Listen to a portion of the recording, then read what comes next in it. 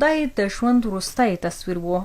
همدلته د کندهار د وخت والي توري علي ویسا په ساتونکو کې استخدام شوي یو ځای پر رازق برید وکړ او هغه یې ځای پر ځای وواژه. مسؤلیت یې طالبانو واخیست، خو تر ننه د دې قضیې په تړاو له خلکو سره پوښتنې پر ځای پاتې دي. خو فکر کوم چې بعضې داسې مسایل باید وي چې د هغې په افشا کولو ممکن ګوته حکومت خواته یا بعضې کړیو خواته ونیول شي. د جنرال رازق پر ځای د هغه ورور تادین خان د کندهار امنیه قمندان وټاکل سو او لومړی موخه یې دا وه چې د ورور غچ به اخلي. تادین خان تر اوسه د ورور په ترور کې ښکېل 2 کسانو پسې ګرځي او نور یې له منځه تللي دي. موږ په جریان کې سره یو، خو موږ په خپل هم انشاءالله تر ډېره حده پرې مخ تللي.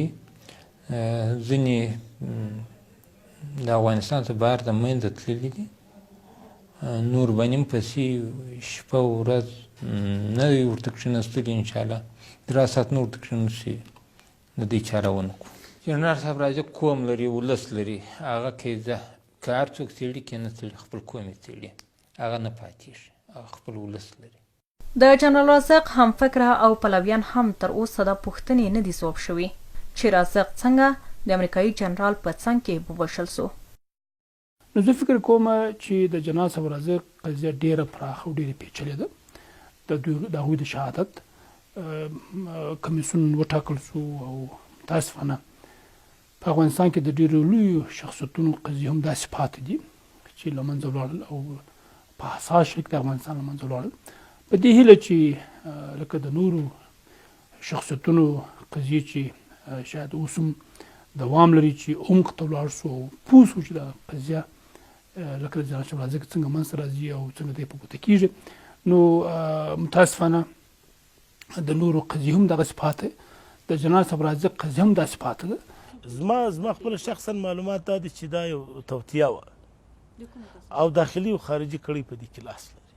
کورنۍ چاروسرت مو د جنرال رازق د ترور په اړه وپوښت. دې وزارت ډاډ وښود چې په ترور کې لاس لرونکي کسان نیول شوي او لا هم هڅې روانې دي.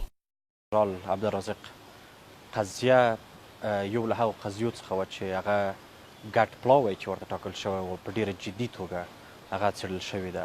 هغه کسان چې هغو تعلل کړی و، کمکارۍ کړې وې او یا هم په موضوع کې دخیل کسان وو، هغه ټول نیول شوي دي، په هغو باندې قانون تطبیق شوی دی. له شک پرته هغه کسان چې بهرني وو او هغه تروریستان چې په داخل د افغانستان کې وو په دو قضیه کې دخیل وو، یا یې لارې ورته ښودلې وې یا یې پلان ریزي کړې وه، هغوی موږ ټارګټ کړي دي او له منځه وړي. د جنرال رازق قضیه د ملي امنیت مخکني رئیس معصوم ستانکزي سره وه چې پوره څېړنې وکړي، خو تر اوسه په دې تړاو نه پوښتنې ځواب شوي او نه هم خلکو ته معلومات ورکړل سوي دي.